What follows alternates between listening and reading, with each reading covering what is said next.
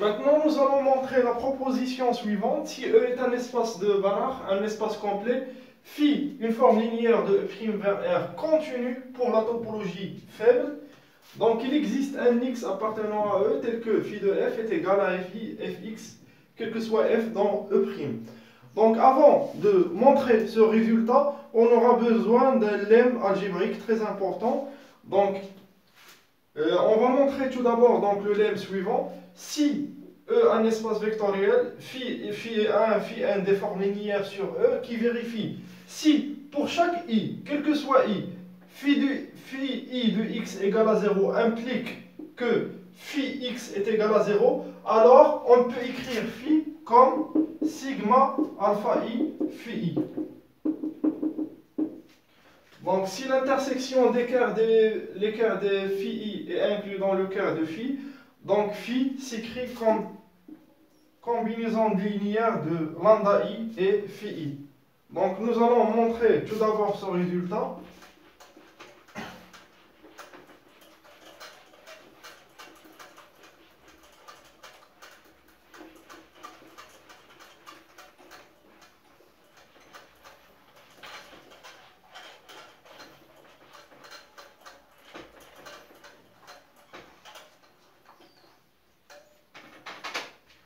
Donc, on va considérer l'application de E vers Rn plus 1. À chaque x, j'associe phi x, phi 1 de x, phi 1 de x. Donc, l'application F.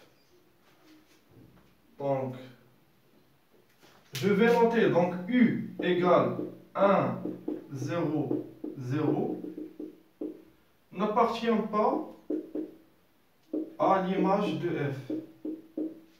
Car sinon, si U appartient à l'image de F, car sinon,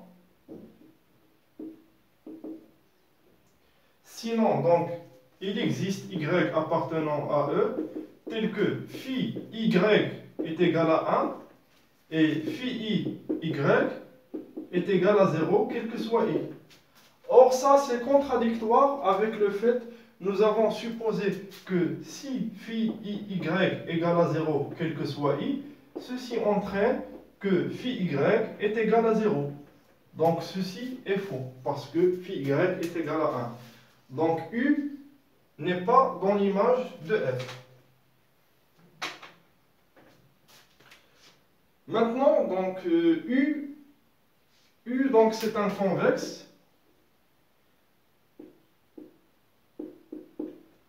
C'est un convexe parce que lambda u plus 1 moins lambda u est égal à u. Donc c'est un convexe. C'est un compact parce que c'est infini dans un séparé. Image f, donc l'image f c'est un sous-espace vectoriel, donc c'est un convexe. Vous savez que chaque sous-espace vectoriel est un convexe. Pourquoi? Parce que lambda x plus mu y appartient à l'image f. Donc en particulier, si je prends ce mu égal à 1 moins lambda, j'aurai lambda x plus 1 moins lambda y appartient à l'image de f pour tout lambda entre 0 et 1. Donc l'image de f est un convexe parce que c'est un sous-espace vectoriel. La dimension de l'image de f donc, est finie. Dimension image f est finie. Donc, c'est un fermé.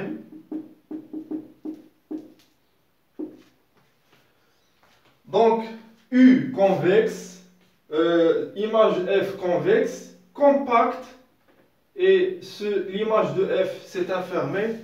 Donc, on va tout simplement appliquer le critère de séparation stricte de Banach,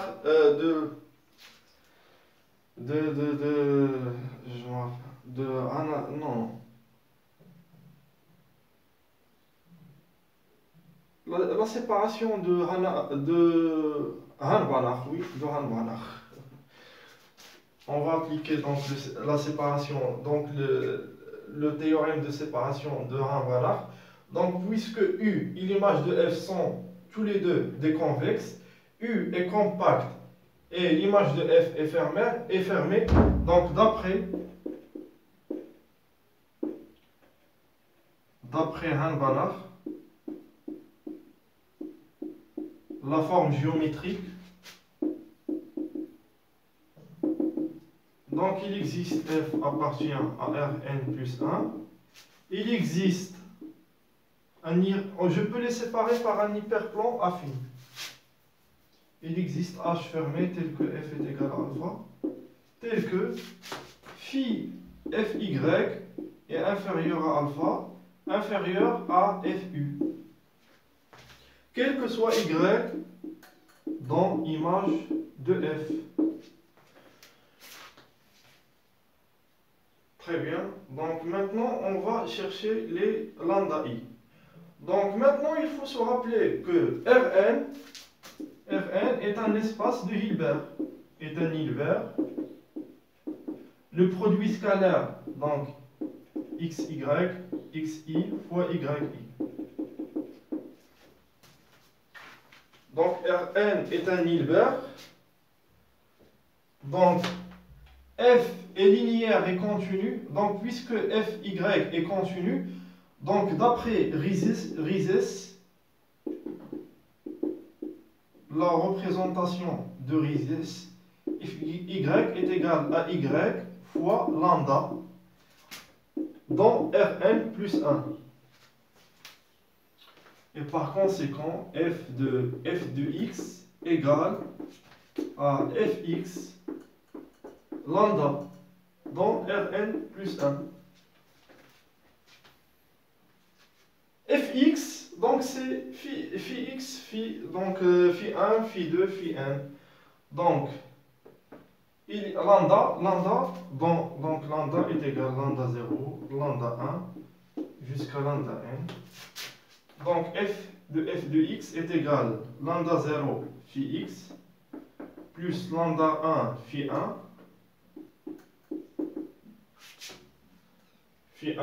plus lambda 2 phi 2 plus lambda n phi n. Donc maintenant, f de y, je vais la remplacer par f de x. Et je vais remplacer cette expression ici. Donc ceci inférieur à alpha, inférieur f de u, donc c'est lambda 0. Lambda 0. Donc quel que soit t dans R plus étoile, donc lambda 0 phi de tx plus lambda 1 phi 1 de tx plus lambda n phi n de tx inférieur à alpha inférieur à lambda 0. Donc phi, ce sont des formes linéaires, donc le t sort. Le t va sortir, donc je vais factoriser par le t.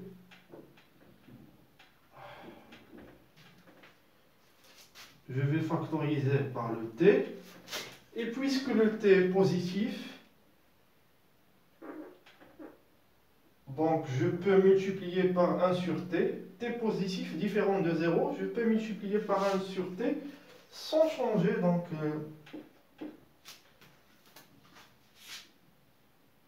et je fais tendre t vers plus l'infini.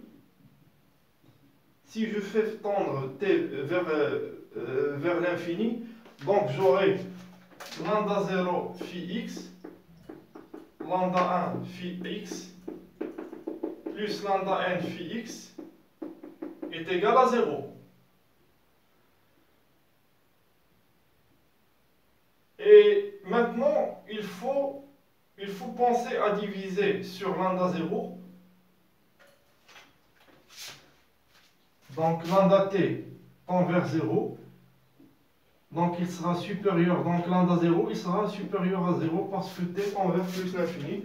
Donc lambda 0 est différent de 0.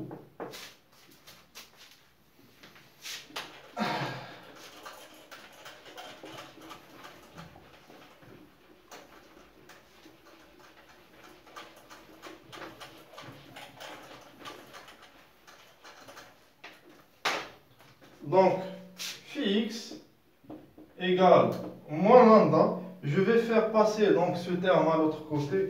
Moins lambda 1 phi 1 de x moins lambda 2 phi 2 de x moins alpha n phi n de x. Et je divise sur lambda 0 puisque c'est supérieur strict à 0, donc différent à 0. Donc c'est tout à fait légitime de diviser par lambda 0. Et je vais poser donc lambda 1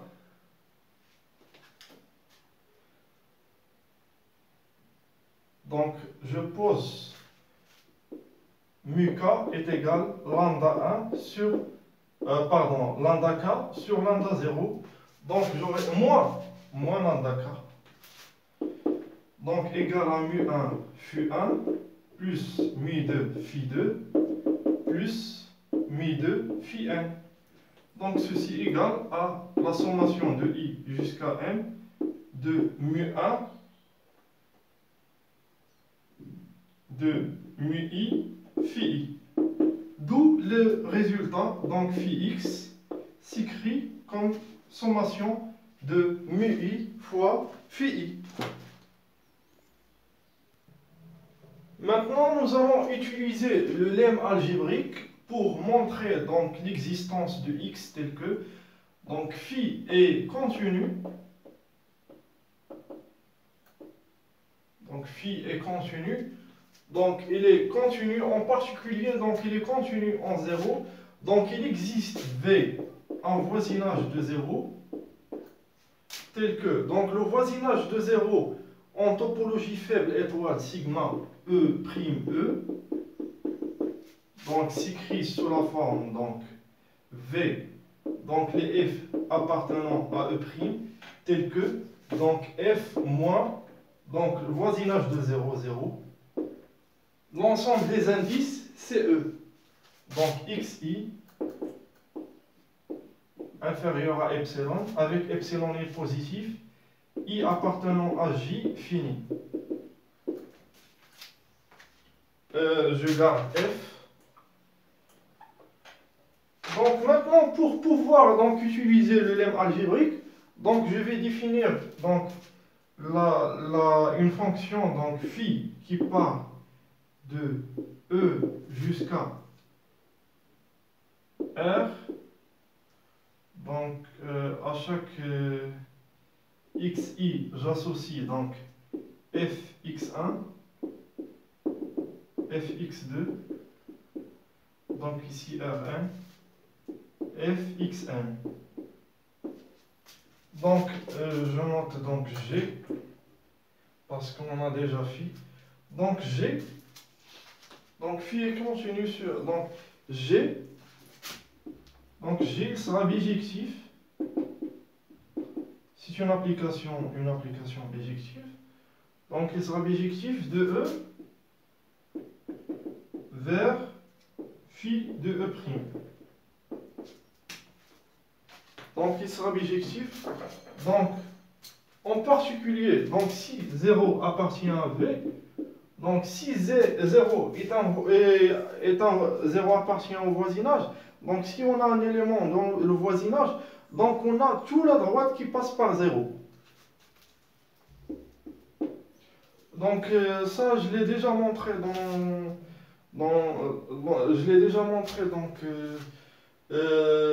dans la vidéo donc consacrée pour montrer que sigma, que la fermeture, que ça n'est pas fermé pour la topologie faible. Donc si on a le 0, donc on a toute la droite qui passe par 0.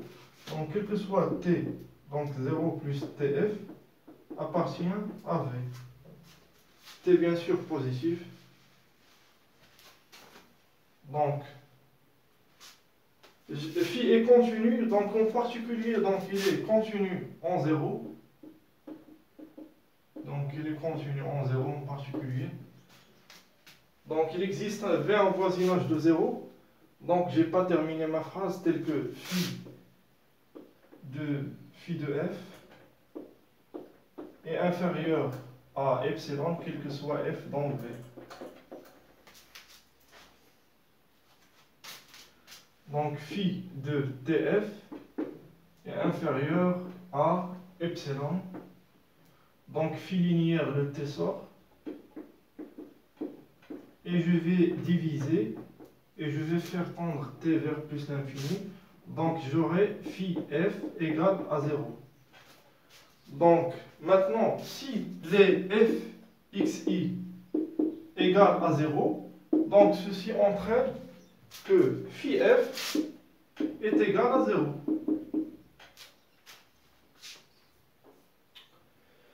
Ceci entraîne que g, donc parce que je l'ai nommé g, gf est égal à 0. Et par conséquent, d'après le lemma algébrique, donc gf est égal à sigma alpha i f xi. Donc égal à f sigma lambda i xi égale à f x, d'où l'existence de x tel que pour chaque f dans E', donc phi f, donc gf qui est continu, donc égal à fx.